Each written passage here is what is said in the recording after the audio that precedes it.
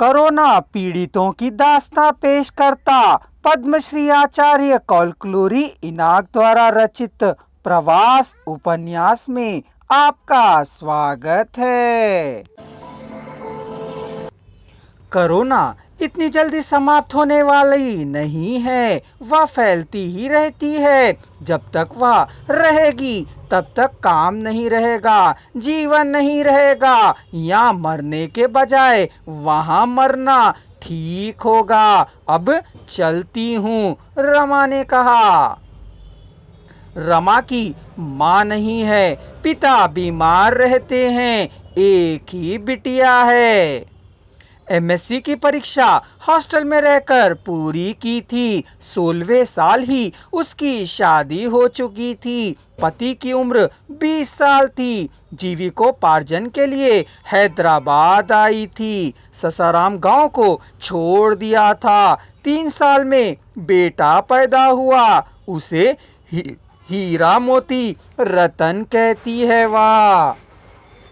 जयेश प्यारा गोल मटोल था। बेटे के पैदा होने के 1 साल बाद, शादी के 4 साल बाद उसका पति गुजर गया था। 1 साल से रमा अकेली रह रही थी। उसे देख सबको हल्कापन का भाव था।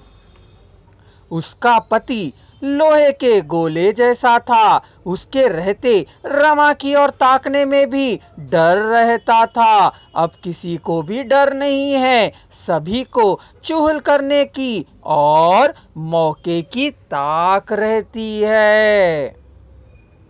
जब तक उसका पति जीवित था, वह ईंट बनाने की भट्टी में काम किया करती थी। ईंट बनाने में रमा फुर्ती और मुस्तैदी दिखाया करती थी। रमा की बनाई ईंट को देख लेना, कहा करते थे कि बिल्कुल सांचे में ढली की तरह दिखाई देती है।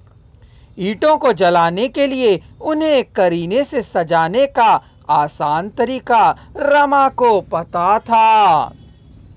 उसके काम करने की रीत देखकर सदानंद उसको चुंबन दिया करता था।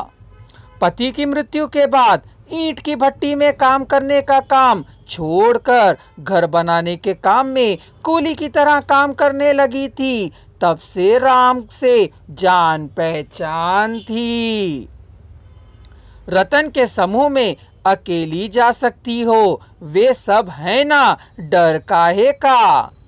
यदि रतन के साथ किशोर आए तो आने दो, क्या भगवान नहीं है। यात्रा नहीं छोड़ेगी कहती हो।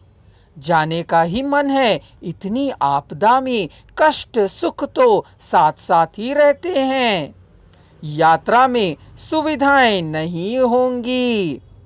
पैर है ना, काफी नहीं है, काफी है हृदय है ना, धैर्य है, बल है।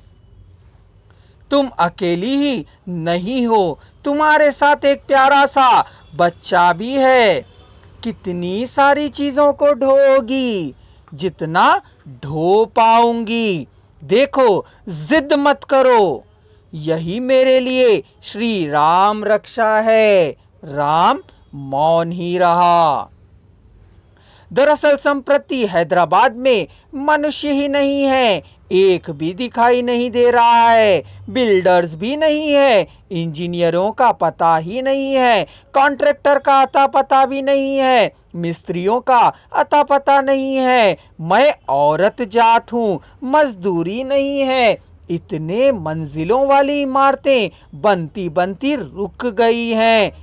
यह तात्कालिक ही है। तुम्हें क्या चिंता है ना, बाल बच्चे हैं और ना कुछ झंझट ही। तुम्हें काम मिले ना मिले कोई परवाह नहीं। इच्छानुसार कहीं घूमते रहते हो, कहीं कुछ खा लेते हो, कहीं जाकर सो जाते हो। मैं औरत जात हूँ, ऊपर से युवावस्था में हूँ, ऊपर से सोने जैसा बेटा भी है। मेरी मुश्किलें तुम्हें नहीं मालूम।